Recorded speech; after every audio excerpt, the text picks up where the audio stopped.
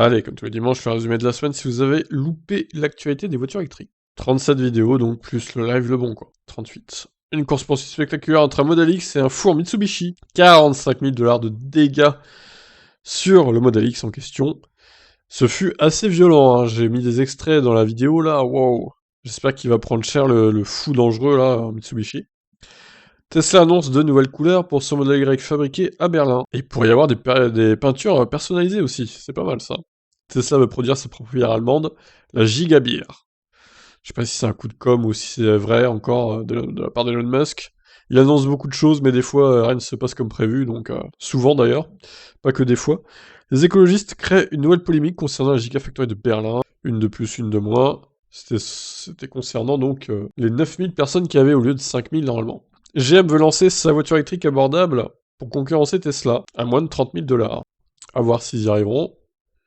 Ensuite, ce youtubeur a accumulé 3 millions de kilomètres de recharge gratuite grâce au parrainage. C'est quand même beaucoup, hein, 3 millions, il veut les dépenser, mais il n'y arrivera pas.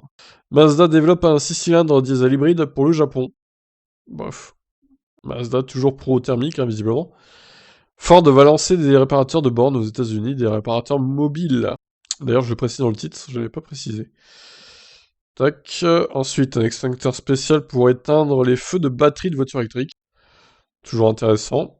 Alors, en Mirail, 1360 km avec un plein d'hydrogène en hypermaline, donc nouveau record du monde. Bon, forcément, c'était avec une vitesse de croisière très peu élevée et avec de l'éco-conduite très poussée, donc c'est pas très réaliste. Vélo électrique, les fabricants s'attaquent au fléau du débridage. Ça vaut aussi pour les trottinettes du coup. Tesla Model Y, la version allemande aura droit à des phares adaptatifs très précis. Ils ont d'ailleurs fait une démonstration samedi dernier.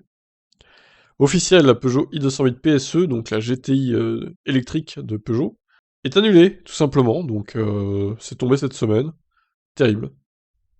Un incendie de batterie des Chevrolet Bolt, LG va passer à la caisse quasiment 2 milliards de dollars à payer à GM.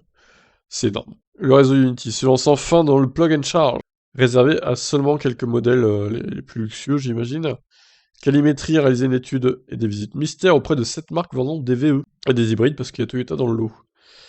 Tesla serait le mauvais élève. Bon, à vérifier, hein, dans les commentaires, vous avez l'air de dire que c'est pas forcément Tesla les pires. Tesla pourrait modifier la couleur White Pearl de base de ses Model 3 et Model Y. Parce que oui, quand on achète une voiture Model 3 ou Model Y, c'est le blanc hein, qui n'est pas payant pour l'instant. Musk réfléchit éventuellement à changer ça. La BMW i4 essayée par Automobile Propre. Crédible ou pas face à Tesla, je vous pose la question. Moi je pense que non. Alors on a enfin mis à jour les chiffres de vente dans le tableau. J'avais pas fait août, donc c'était l'occasion de le faire aussi. Et en septembre, hein, gros score encore, vous voyez, hein, quasiment 17 000 ventes, 12,7% de part de marché. C'est excellent. C'est près de 2 fois plus que juillet, par exemple, en termes de part de marché. Donc là, on est sur une bonne base, hein, quand même. On est loin des scores de 2020, carrément. Ça n'a rien à voir, c'est plus de 2 fois plus en termes de part de marché, là. Donc, il faut que ça continue comme ça. Le nouveau Renault Master Hydrogène se dévoile. Il aurait 500 km d'autonomie, avec ses bonbonnes hydrogène placées dans le toit. D'où la hauteur de du camion, quoi. Polestar veut rivaliser avec Porsche avec ses prochaines voitures électriques. Donc ça se dirigerait vers des supercars hein, chez Polestar, visiblement. France 2030, Macron annonce ses plans pour la voiture électrique d'ici 2030, donc. Il n'y aura pas que ça, d'ailleurs. La NHTSA enfonce encore Tesla. L'autopilote ne devrait pas être mis à jour à distance. Pour eux, il devrait être mis à jour en concession, en fait, dans les service centers. C'est complètement idiot, parce que si c'est une mise à jour de données ou de correction de bugs, c'est forcément une mise à jour à distance. Je vois pas le problème, en fait. Ça revient au même. Bref, c'est n'importe quoi. De toute façon, la NHTSA, ils aiment pas Tesla, hein. Je crois qu'on l'avait tous compris. Tesla adapte ses crash tests au comportement des clients sur la route grâce aux données recueillies. Ça, c'est pas mal aussi. Des crash tests plus réalistes, du coup. Et il y a aussi la Tesla Assurance. La phase bêta démarre au Texas. Donc pareil, hein, les Tesla analysent votre conduite et remontent les données à Tesla, et du coup, par rapport à ça, bah, Tesla vous sort un prix chaque mois, quoi, à payer. Et ça serait moins cher, du coup, que les assurances traditionnelles. À vérifier quand même. En Allemagne, la Model 3 se vend mieux que les berlines à succès du pays. Donc des marques BMW, Audi, Mercedes, etc., quoi. Ça, c'est un coup dur, hein. Une agression filmée par la caméra de recul d'une Tesla aux États-Unis. Donc le mec, il avait 15 ans, là, il agresse la jeune dame, puis après il se barre avec une Lexus, avec son collègue. Et la plaque a été identifiée, le mec aussi, il a été retrouvé dans une station-service. Pas le conducteur de la voiture, par contre, de la Lexus. Mais bon, ça ne saurait tarder. Tesla commence l'implantation de méga-chargeurs pour ses Tesla Semi au Nevada. Bon, c'est pareil, hein, le Tesla Semi se fait attendre hein, quand même. Honda dévoile son nouveau SUV électrique, le INS1, basé sur la plateforme de la Honda E, mais en plus gros, évidemment, rallongé.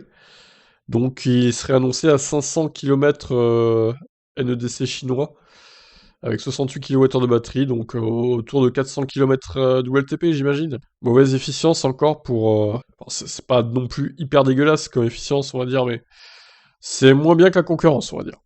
Ça manque un peu d'efficience hein, chez Honda.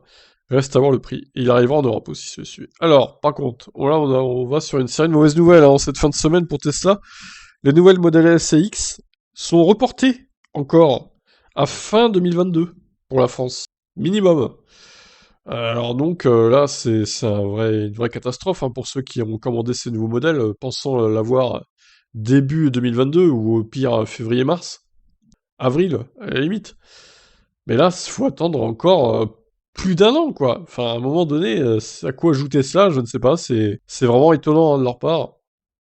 Et deuxième mauvaise nouvelle, donc le Cybertruck, qui serait pas annulé forcément, mais sur le site officiel Tesla, ils ont enlevé les 3 niveaux de finition, les moteurs, un moteur, 2 moteurs, 3 moteurs, ils les ont enlevés.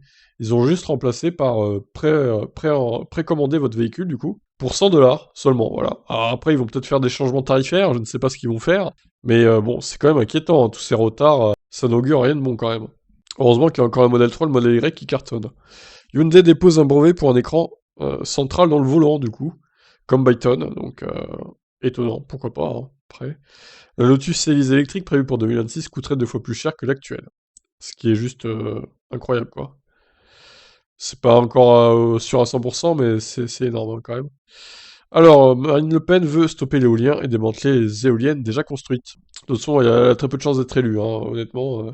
J'en ai parlé, mais bon. Alors, certains m'ont dit, Daniel, là, qui me dit ça sert à quoi de faire de la pub de Marine Le Pen? Je fais pas sa pub, hein, mec, faut arrêter. Hein. Moi, je relis des news, hein, je fais pas de pub pour personne, hein, d'ailleurs. Hein.